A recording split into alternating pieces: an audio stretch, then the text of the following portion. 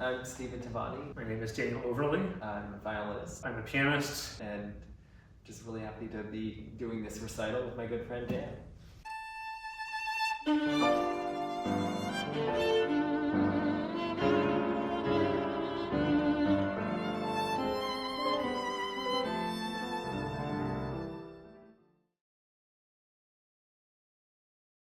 My role as assistant concertmaster, I like to think of myself as kind of like a third or fourth string quarterback. Like if somebody's sick in front of me, then I'm the one that will jump up and fill the spot. So a few years ago at Blossom, I got to do the Scheherazade solos, one of the biggest concertmaster solos in the repertoire. So that was an amazing opportunity actually to get to do that.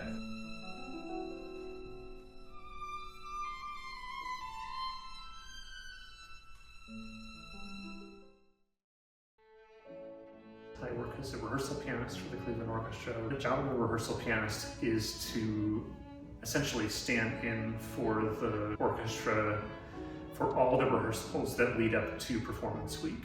I get to work with the guest soloists that come as they are working with our conductors, and they'll often receive coaching from the conductors, sometimes from me if it's a challenging contemporary work. So it's a very multifaceted job. One that requires a lot of sort of preparation and study, but it's very rewarding to then go to the orchestra rehearsals and performances and see everything come together.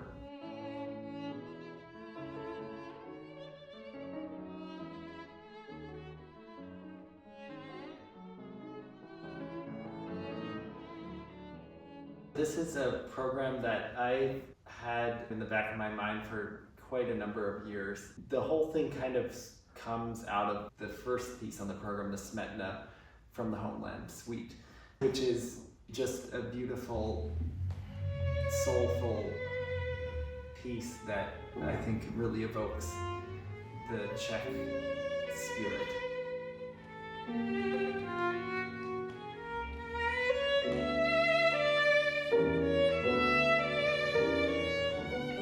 The Ives, maybe you could talk about the Ives. Sure. I mean, when Stephan originally sent the list of pieces that he was thinking about, it became very obvious to me that it did have this very strong folk song flair, and they are pieces with a very strong sense of place. If I think about my own family, my mom's family, for generations back, all lived really in the same place in Massachusetts. My dad's family, same thing, centuries back, same place in Pennsylvania. And you lived and you died really all in the same square miles. And that's something that we've lost in our modern world, but that I think that we as humans really long for. As far as American composers go that have a really strong sense of place, Ives really has to be at the top of that list.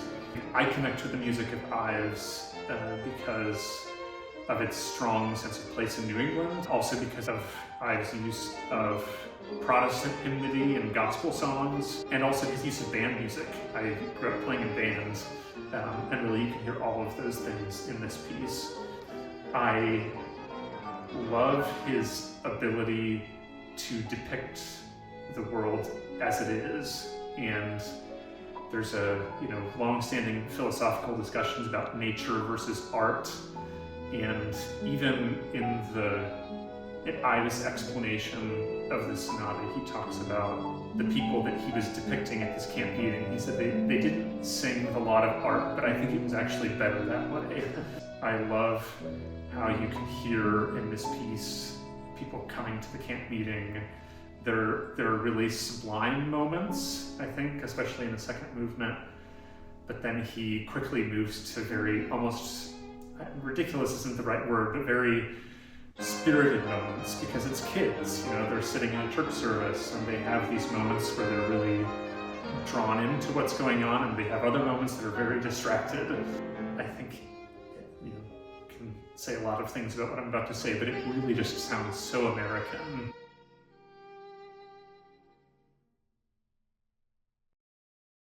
Yeah, so Alexandra Bryant is my sister-in-law, and she married my oldest brother 15 years ago. So she's been a part of our family for a long time, and I've basically grown up around her music. This piece, the open, was commissioned by a former concertmaster of the Cleveland Orchestra, and I think it really showcases her musical language, just really beautiful, melodic, and for me, I think it's really similar to Samuel Barber's music. It really has that same type of tonal language. You'll see in the slow movement especially. I find that it's just gorgeous.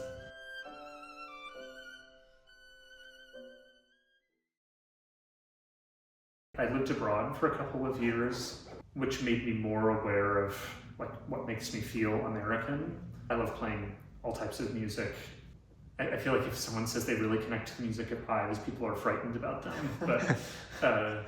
But there is something about his music, it really does connect to me and make me feel American somehow. I couldn't put my finger on it, but maybe it's not important to put your finger on it. But I think that there's also something about music that you try to take on the culture of any piece that you're doing. And that's one of the amazing things about it, because you can, in a very intuitive way, learn about a culture by investing in learning about the music of the culture.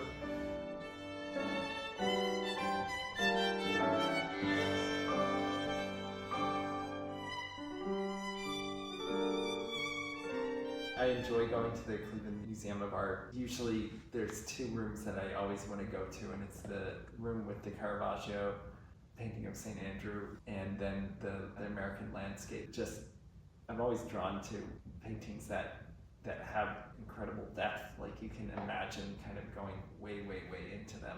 For Smetana especially, which is the piece called From the Homeland, I think, he wrote the whole suite for orchestra about different aspects of his homeland, including the Moldau, the famous one, the river. I think it does connect to landscape for him, but I think it's also about the culture, the people that live there, so much of it. With the Sibelius pieces, the country dances, so it's, people coming together, and they have a lot of fun in them, but also have some melancholy and sadness. The landscape is there, but personally, it's easier for me to connect it to the people and the culture of the place, and that's kind of how I think of the homeland, is the people.